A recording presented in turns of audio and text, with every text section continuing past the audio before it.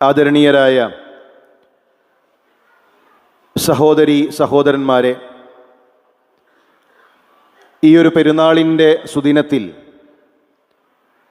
വളരെ സന്തോഷത്തോടുകൂടെയാണ് നമ്മൾ ഒരുമിച്ച് ചേർന്നിട്ടുള്ളത്.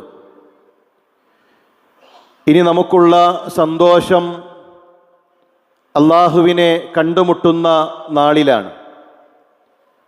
അന്ന് സന്തോഷിക്കാൻ, ആനന്ദിക്കാൻ അള്ളാഹു നമുക്കെല്ലാം തൗഫീക്ക് നൽകി അനുഗ്രഹിക്കട്ടെ. ഇന്നലെ വരെ നമ്മൾ പറഞ്ഞ ഒരു കാര്യമുണ്ട്. എത്ര വേഗത്തിലാണ് റമദാൻ നമ്മളോട് യാത്ര ചോദിച്ചു എന്ന് നമ്മൾ പരസ്പരം പറഞ്ഞുകൊണ്ടേയിരുന്നു. റമദാനിൻ്റെ വേഗതയെക്കുറിച്ച് നമ്മൾ പരസ്പരം ഉണർത്തിക്കൊണ്ടേയിരുന്നു. എങ്കിൽ പ്രിയമുള്ള സഹോദര, പ്രിയമുള്ള സഹോദരി, നമ്മൾ അറിയേണ്ടത് ഈ റമദാനിനേക്കാൾ വേഗത്തിലാണ് ഈ ദുനിയാവ് നമ്മളോട് യാത്ര ചോദിക്കുന്നത്. ദുനിയാവ് അതിവേഗത്തിൽ നമ്മളോട് യാത്ര ചോദിച്ച് പിരിയും. ബൽ തുഅ്സിറൂനൽ ഹയാത്തദ് ദുനിയ വൽ ആഖിറതു ഖൈറും വഅബ്ഖാ. നമ്മൾ ആഗ്രഹിക്കുന്നത്, നമ്മൾ കൊതിക്കുന്നത് പലപ്പോഴും ദുനിയാവാണ്. എന്നാൽ ബാക്കിയാകുന്നത്, ഏറ്റവും ഖൈറായിട്ടുള്ളത് അള്ളാഹുവിൻ്റെ അരികിലുള്ളതാണ്. പ്രിയമുള്ളവരെ, ഈ ദുനിയാവല്ല നമ്മുടെ ലക്ഷ്യം. അല്ലാഹുമ്മ ലാ ഐശ ഇല്ലാ ഐശൽ ആഖിറ. ആഖിറമാണ് യഥാർത്ഥ ജീവിതം എന്ന് പ്രഖ്യാപിക്കുന്നവരും എന്ന് വിശ്വസിക്കുന്നവരുമാണ് ഈദിൻ്റെ സുദിനത്തിൽ ഇവിടെ ഒരുമിച്ച് കൂടിയിട്ടുള്ളത്. ഇന്നലെ വരെ ആഖിറത്തിനു വേണ്ടിയാണ് നമ്മൾ മത്സരിച്ചത്. ഇന്നലെ വരെ ആഖിറമാണ് നമ്മൾ ചോദിച്ചുകൊണ്ടേയിരുന്നത്. ഈ ഇരിക്കുന്ന കൂട്ടത്തിൽ സുദീർഘമായി രാത്രി നമസ്കരിച്ച സഹോദരന്മാരുണ്ട്. ധാരാളമായി പരിശുദ്ധ ഖുർആൻ പാരായണം ചെയ്ത സഹോദരീ സഹോദരന്മാരുണ്ട്. അള്ളാഹുവിൻ്റെ മാർഗത്തിൽ സ്വതക്കകൾ നൽകിയവരുണ്ട്. നമ്മളെല്ലാം പട്ടിണി സഹിച്ചവരാണ്, പട്ടിണി ക്ഷമിച്ചവരാണ്. ഇതെല്ലാം ആഖിറത്തിന് വേണ്ടിയിട്ടാണ്. പ്രിയമുള്ളവരെ, ആ നന്മകളെല്ലാം നമ്മൾ കണ്ടുമുട്ടും. ഫമൻ യഅമൽ മിസ്ഖാല ദർറത്തിൻ ഖൈറൻ യറഹ്. ആരെങ്കിലും ഒരു അണുമണി തൂക്കം നന്മ ചെയ്താൽ ആ നന്മ കണ്ടുമുട്ടുക തന്നെ ചെയ്യും. നമ്മുടെ ഖുർആൻ പാരായണം അത് വെറുതെയാവില്ല. നമ്മുടെ രാത്രി നമസ്കാരം അത് വെറുതെയാകില്ല. എങ്കിൽ അതോടൊപ്പം ഓർമ്മപ്പെടുത്താനുള്ളത്, പ്രിയമുള്ളവരെ, ഈ നന്മകൾ നിന്നുപോകുന്ന ഒരു സാഹചര്യം ഉണ്ടാകരുത്. ഇനി ഒരു ചിത്രം പ്രചരിക്കാനുണ്ട്. സുദീർഘമായ രാത്രി നമസ്കാരങ്ങൾ നടന്ന പള്ളി, 5-6 സ്വഫുകൾ സജീവമായി സുബഹി ജമാഅത്തിനെത്തിയ പള്ളി, അതേ പള്ളിയിൽ 4-5 ആളുകൾ മാത്രം ഒതുങ്ങിപ്പോകുന്ന ചിത്രങ്ങൾ ഇനി പ്രചരിക്കാൻ ഇരിക്കുകയാണ്. അതിന് താഴെ ഒരു വാക്കുണ്ടായിരിക്കും: അതിഥികൾ തിരിച്ചുപോയി, വീട്ടുകാർ ബാക്കിയായി, അതിഥികളെല്ലാം മടങ്ങിയിട്ടുണ്ട്. ആരാണ് ഈ അതിഥികൾ? രാത്രി നമസ്കരിച്ചവർ, റമദാനിൽ ഒരു ജമാഅത്ത് പോലും നഷ്ടപ്പെടുത്താത്തവർ. അങ്ങനെയുള്ള ആളുകൾ അവർ റമദാൻ കഴിയുന്നതോടുകൂടെ തിരിച്ചു പോകുന്ന സാഹചര്യമുണ്ടാകുമ്പോൾ, സഹോദര, നമ്മൾ അതിഥികളാകരുത്. നമ്മൾ അഹ്ലുകാരാകണം. നമ്മൾ അല്ലാഹുവിൻ്റെ പള്ളിയുടെ അഹ്ലുകാരാകാൻ നമുക്ക് സാധിക്കേണ്ടതുണ്ട്. റമദാനിൽ മാത്രം ഒതുങ്ങുന്ന നന്മകളല്ല. മുൻഗാമികൾ പറയാറുണ്ട്, ബിഅസൽ ഖൗം ലാ യഅരിഫൂന അല്ലാഹ ഇല്ലാ ഫീ റമദാൻ. ഒരു ജനത എത്ര മോശപ്പെട്ടവരാണ്! എന്താണ് അവരുടെ പ്രത്യേകത? അവർക്ക് റമദാനിലല്ലാതെ അള്ളാഹുവിനെ അറിയുകയില്ല. റമദാനിലാണ് അവർക്ക് തഖ്വ, റമദാനിലാണ് അവർക്ക് ജമാഅത്ത്, റമദാനിലാണ് അവർക്ക് ഖുർആൻ പാരായണം. മറ്റു മാസങ്ങളിൽ അവർക്ക് നന്മകളുമായി ബന്ധമില്ല എന്നാണ്. എങ്കിൽ നമ്മളെ സംബന്ധിച്ചിടത്തോളം റമദാൻ കഴിഞ്ഞാലും നന്മകളിൽ മത്സരിക്കാനുള്ള ഒരു മനസ്സ് നമുക്കുണ്ടാകണം. നമ്മൾ പ്രവർത്തിക്കുന്നത് മരണം വരെയാണ്. അൽ മുഅ്മിനു യമൂതു ബിഅറഖിൽ ജബീൻ. ഒരു മുഅ്മിനിന്റെ മരണം നെറ്റിയിൽ വിയർപ്പുതുള്ളികളുമായിട്ടാണ്. എന്താണ് അതിൻ്റെ ഉദ്ദേശം? പ്രവർത്തിച്ച് മരണം വരെ നന്മകളിൽ നിരതമായി, മരണം വരെ നന്മകൾ ചെയ്തുകൊണ്ട്, അങ്ങനെയാണ് ഒരു മുഅ്മിനിന്റെ മരണം. ഏതെങ്കിലും സീസണിലുള്ള ആരാധനയല്ല, ഏതെങ്കിലും മാസത്തിൽ ഒതുങ്ങുന്ന ഇബാദത്തുകളല്ല, ഏതെങ്കിലും പ്രത്യേക കാലത്തുള്ളതല്ല. അവനെ സംബന്ധിച്ചിടത്തോളം അവന്റെ മരണം വരെ നന്മകളിൽ അവൻ സജീവമായിരിക്കും. ലോകത്തുനിന്ന് വിട പറയുന്ന അവസാന സമയം പോലും ഇബാദത്തുകളിൽ, കർമ്മങ്ങളിൽ അവർ സജീവമാകും. പ്രിയമുള്ളവരെ, ഏറ്റവും ദുഃഖകരമായ ഒരു വസ്തുത എന്താണെന്നറിയുമോ? ഈ സമുദായത്തിൽ വൃദ്ധന്മാർ കൂടി വരികയാണ്, വാർദ്ധക്യമുള്ളവർ കൂടി വരികയാണ്. ഞാൻ പറയുന്നത് പ്രായം കൊണ്ടുള്ള വാർദ്ധക്യമല്ല, കർമ്മം കൊണ്ടുള്ള വാർദ്ധക്യമാണ്. ചെറുപ്പക്കാരാണവർ, പക്ഷേ കർമ്മം കൊണ്ട് വൃദ്ധന്മാരാണ്, കർമ്മം കൊണ്ടവർ വാർദ്ധക്യത്തിലാണ്. അങ്ങനെയുള്ളവർ കൂടിക്കൊണ്ടിരിക്കുകയാണ്. അവരെ കൊണ്ട് സമുദായത്തിന് ഒരു ഉപകാരമില്ല, അവരെ കൊണ്ട് ഈ പ്രസ്ഥാനത്തിന്, ഈ നാടിന്, അവരുടെ കുടുംബത്തിന്, അങ്ങനെ ആർക്കും ഒരു ഉപകാരവുമില്ലാതെ, ഒരു കർമ്മങ്ങളുമില്ലാതെ ചെറുപ്പക്കാരായിരിക്കെ വൃദ്ധന്മാരാകുന്ന, വാർദ്ധക്യത്തിലാകുന്ന ആളുകൾ അധികരിച്ചു വരികയാണ്. പ്രിയമുള്ളവരെ, നാം അത് പേടിക്കേണ്ടതുണ്ട്. നമ്മൾ യുവാക്കളാകണം. നമ്മൾ വാർദ്ധക്യത്തിലെത്തിയാലും നമ്മുടെ കർമ്മങ്ങൾ കൊണ്ട്, നമ്മുടെ പ്രവർത്തനങ്ങൾ കൊണ്ട് നമുക്ക് യുവാക്കളാകാൻ സാധിക്കേണ്ടതുണ്ട്. നമ്മുടെ ലക്ഷ്യമെന്ന് പറഞ്ഞാൽ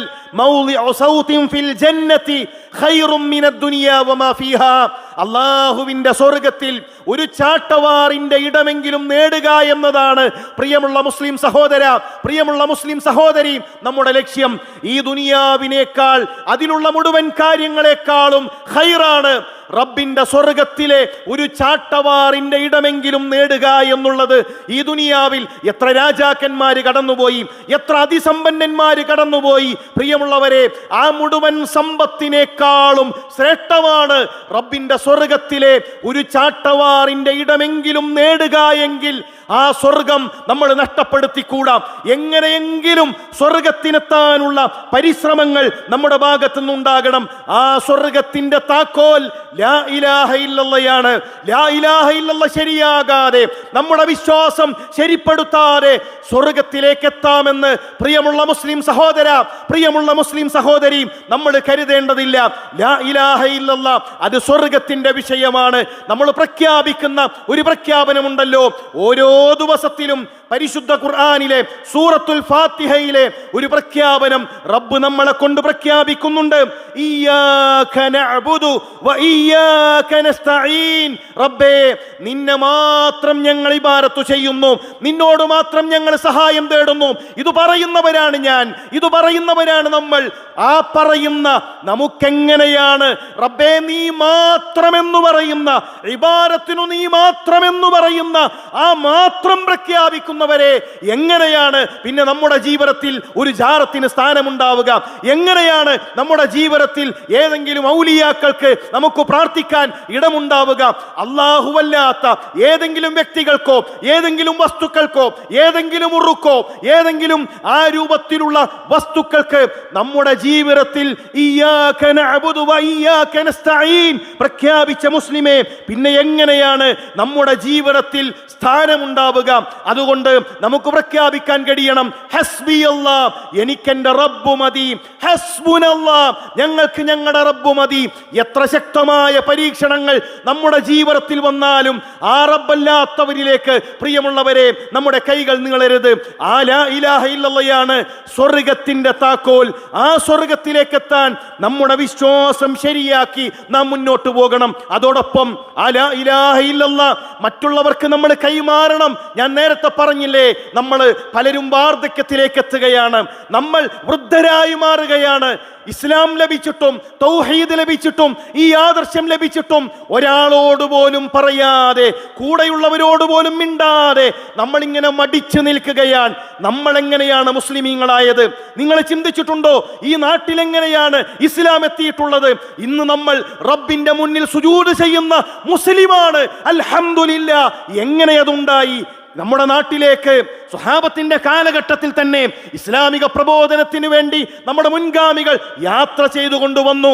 പ്രിയമുള്ളവരെ, അവര് വന്നില്ലായിരുന്നുവെങ്കിൽ, ഇസ്ലാമിക പ്രബോധനം നമ്മുടെ മുൻഗാമികൾ നടത്തിയില്ലായിരുന്നുവെങ്കിൽ എന്തായിരിക്കും നമ്മുടെ അവസ്ഥ? ആയിരക്കണക്കിന് വിഗ്രഹങ്ങളുടെ മുന്നിൽ കൈകൾ നീട്ടുന്നവരായി മാറുമായിരുന്നില്ലേ നമ്മൾ? നാട്ടിയുയർത്തിയ കുരിശുകളുടെ മുന്നിൽ തലകുനിക്കുന്നവരായി മാറുമായിരുന്നില്ലേ നമ്മൾ? കോടിക്കണക്കിന് ദേവന്മാരുടെ മുന്നിൽ സാഷ്ടാംഗം നമിക്കുന്നവരായി നമ്മൾ മാറുമായിരുന്നില്ലേ?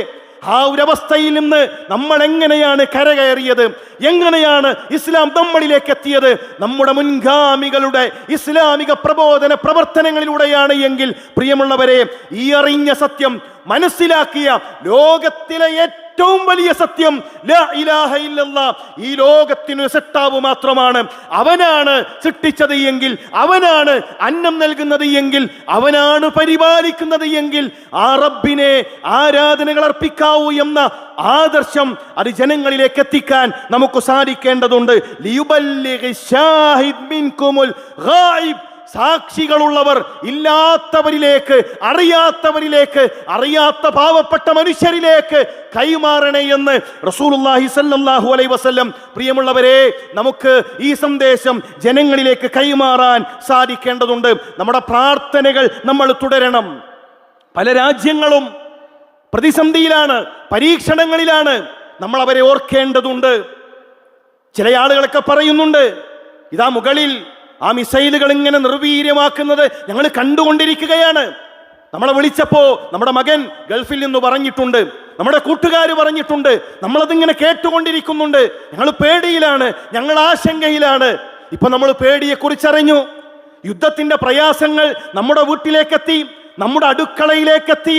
പ്രിയമുള്ള മുസ്ലിം സഹോദര, വർഷങ്ങളോളമായി ഫലസ്തീനിലെ മുസ്ലിം സഹോദരന്മാർ അവരനുഭവിക്കുന്ന,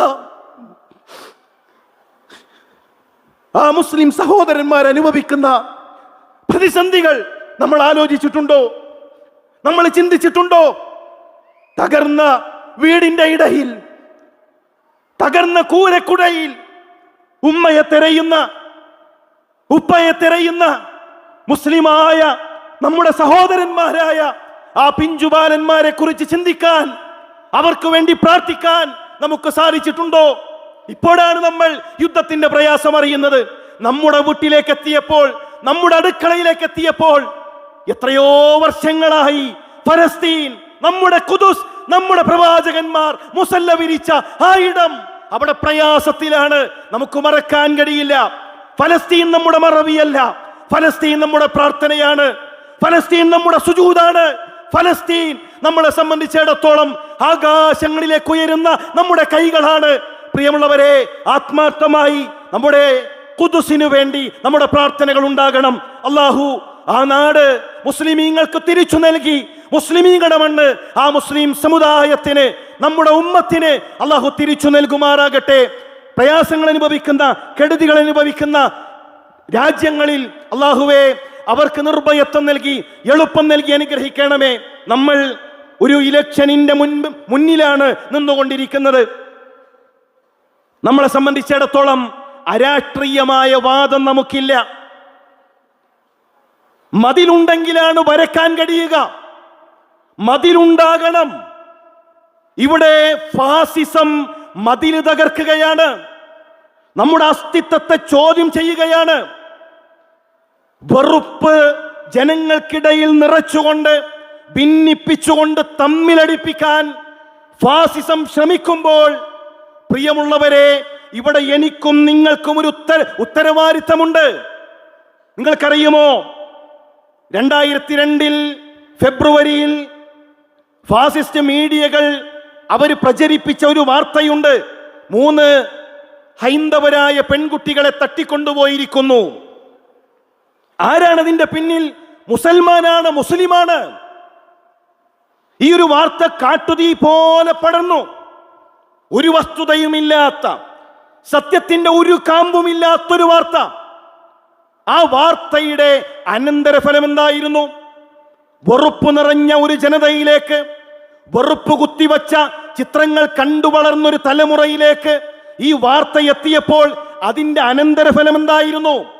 ഗുജറാത്തിൽ ഗുൽബർഗ ഹൗസിലേക്ക് കലാപകാരികൾ ഇരച്ചുകയറി. 250ഓളം വരുന്ന മുസ്ലിമീങ്ങൾ താമസിക്കുന്ന ആ പ്രദേശത്തേക്ക്, അവിടേക്ക് ആയുധധാരികളായ ആളുകൾ കടന്നു വരുന്നു. ആരാണവർ? ഇന്നലെ വരെ പരസ്പരം കണ്ടവരാണ്, ഇന്നലെ വരെ ഒന്നിച്ചിരുന്നവരാണ്. പക്ഷെ വെറുപ്പ് നിറച്ചപ്പോൾ അവർ ശത്രുക്കളായി മാറി. എന്തായിരുന്നു അതിന്റെ അനന്തരഫലം? ഇന്ത്യയിലെ ഏറ്റവും ശക്തമായ ഒരു കലാപത്തിനത് വേദിയൊരുങ്ങി. MP യുടെ വീട്ടിലേക്ക് അവിടെയുള്ള മുസ്ലിമീങ്ങൾ അഭയം തേടി. അവർ കരുതി MP യുടെ വീട്ടിലാണ് എങ്കിൽ ജനങ്ങൾ അഭയം നൽകും, അവിടെ അക്രമം ഉണ്ടാകില്ല. എന്താണ് പിന്നീടുണ്ടായത്? MP പോലീസുകാരെ വിളിക്കുന്നു, മുഖ്യമന്ത്രിയെ വിളിക്കുന്നു. ഒരു ഭാഗത്തു നിന്നും പ്രതികരണങ്ങളില്ല. അഥവാ ഭരണകൂടത്തിന്റെ ഒത്താശയോടുകൂടെയുള്ള ഉന്മൂലനം, ഒരു സമുദായത്തെ ഉന്മൂലനം ചെയ്യാനുള്ള അജണ്ട. അതിന്റെ അനന്തരഫലമായിരുന്നു രാവിലെ 7 മണി മുതൽ 4 മണി വരെ നീണ്ടുനിന്ന കൂട്ടക്കൊരുതി. മുസ്ലിമീങ്ങൾ ഓരോ വീടുകളിലെ വാതിലുകളും തട്ടി വിളിച്ചു. ഇന്നലെ വരെ ഒന്നിച്ചിരുന്ന് ഭക്ഷണം കഴിച്ചവർ, ഒന്നിച്ചിരുന്ന് കഥകൾ പറഞ്ഞവർ ഒരു വാതിലും മുസ്ലിമിന്റെ മുന്നിൽ തുറന്നില്ല. എന്തേ കാരണം? ഫാസിസം വിതച്ച ഭീതി. മുസ്ലിമിന് വാതിൽ തുറക്കരുത്, അവരക്രമകാരികളാണ്, അവര് പ്രശ്നക്കാരാണ് എന്ന ഫാസിസം തീർത്ത അജണ്ട മണിക്കൂറുകളോളം കൂട്ടക്കുരുതി നടത്തി. മുസ്ലിമീങ്ങളുടെ സമ്പത്ത് കൊള്ളയടിച്ചു.